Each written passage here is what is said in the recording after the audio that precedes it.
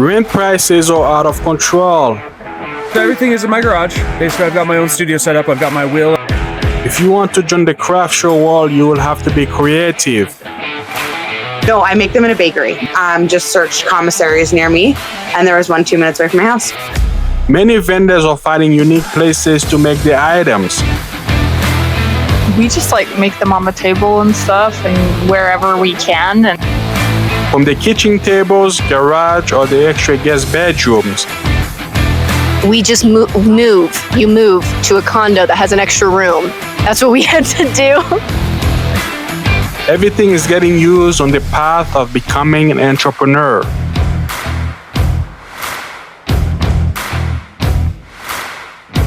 I mean, that's a lot of stuff you have here, man. You know, I think a lot of vendors struggle to find place to make the items.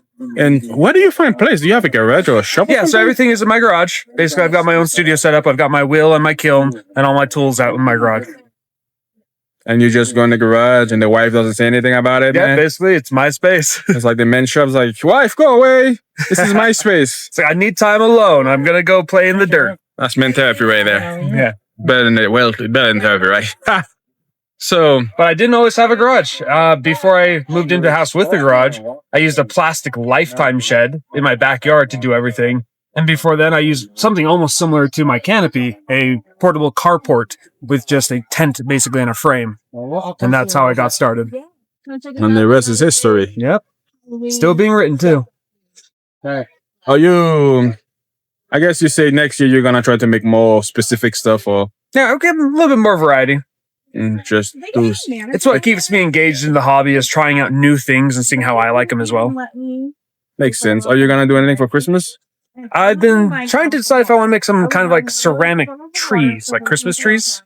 It would be only, about 8 inches tall, but it'd be kind of fun to have on a table or an entryway, something, I don't know. Makes sense. How do you make your product? Like, do you have, how many machines do you have? Stuff like that. Right now, I'm running 9 machines. How big are those machines? Most of them are pretty standard size. So, the machine itself is probably about this big, but can print things about that big.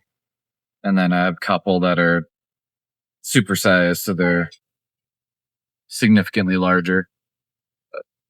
And so, how do you make them? Do you buy little stuff, the material to make them, or how? It's like little pallets?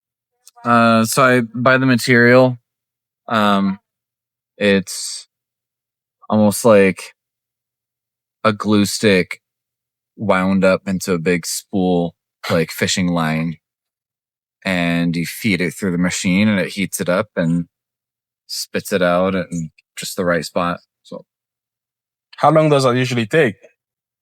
it really depends, but smaller stuff like this might take, I don't know, 2 to 5 hours to make a few of them. If I make bigger stuff, like that egg over there, that one took, I think, 2.5 days. And you just set it and go do your regular life and come check on it once in a while, kind of thing.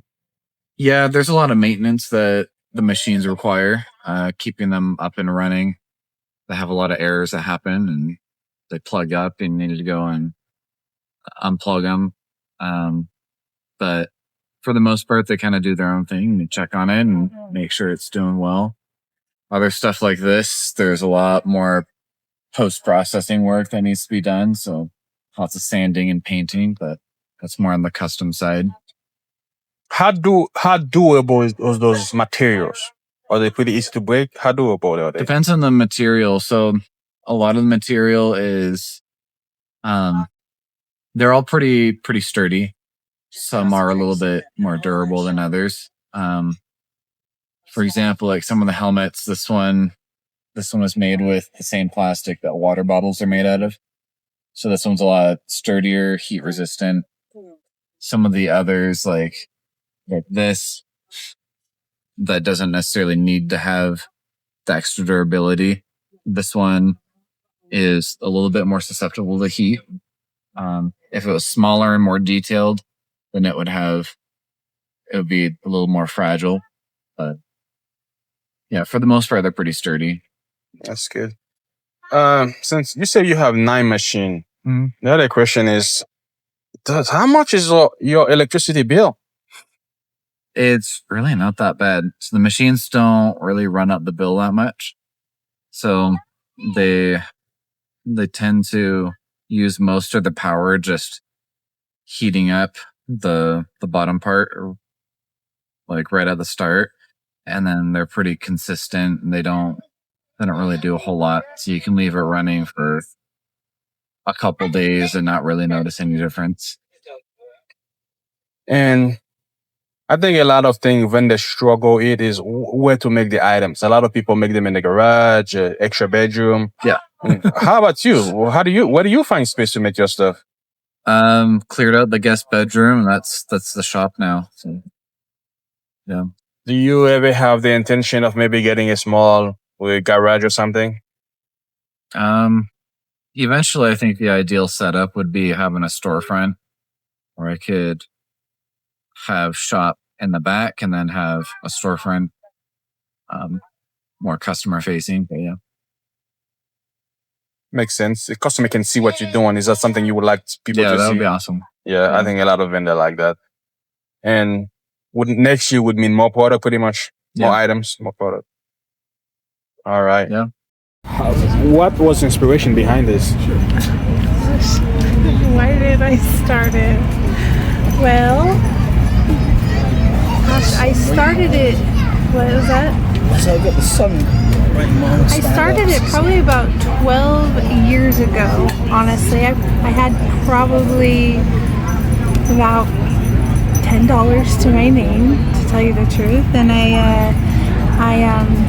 I knew that I wanted to learn how to crochet. And I wanted to make baby booties for my niece. And at the same time, I wanted to make money. So I took that $10, I went and bought some yarn, and I taught myself how to crochet. However, it was very hard, and it took me, I remember staying up all night. I even cried a little bit, just trying to learn. So it was hard, but eventually, I mean, I've been doing it. What year was that? So I've been crocheting about 12 years. So, and that's when I started the business on the marketplace. And then I'd meet up with people, and they would buy the little baby shoes. So we started with that, and then it's just grown into all of this with my family. So, yeah. Seems like family is important to you. Yes. So they help you with the business? Yes, yeah, they joined us. We ended up, so I started with a crochet, then we ended up adding the woodwork and the jewelry, earrings, necklaces, keychains. And then my mom and dad joined us, and they helped with the crochet and doing the plants. My sister also joined. So yeah, so it's just grown from there. So, how long does it take you to make all those stuff? it depends.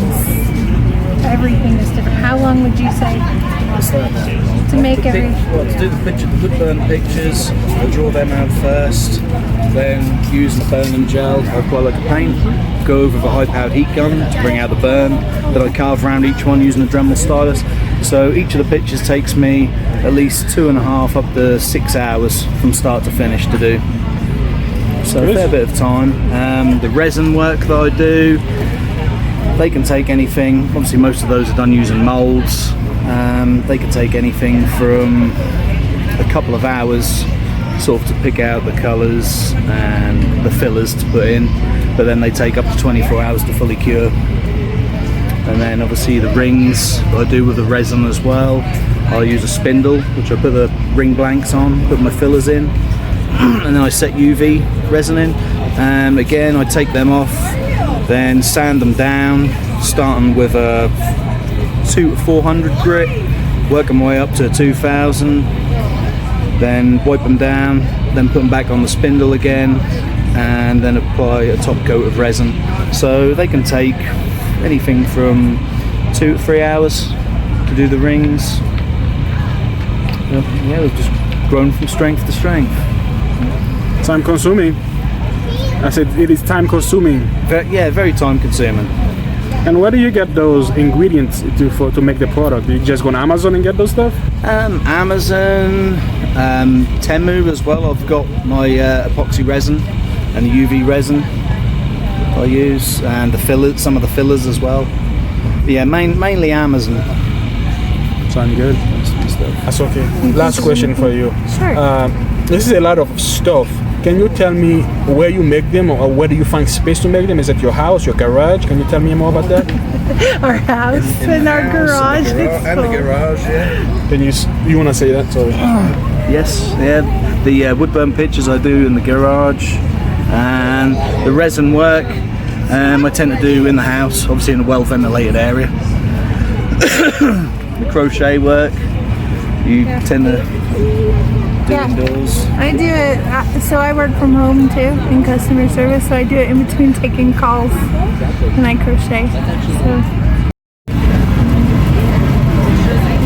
Good, how are you?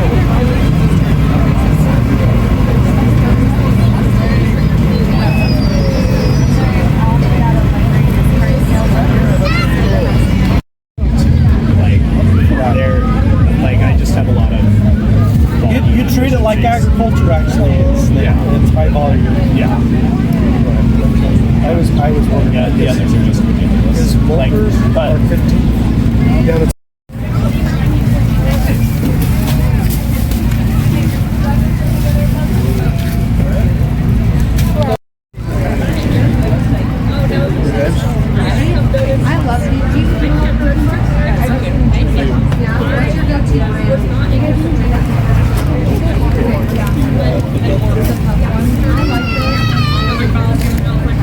French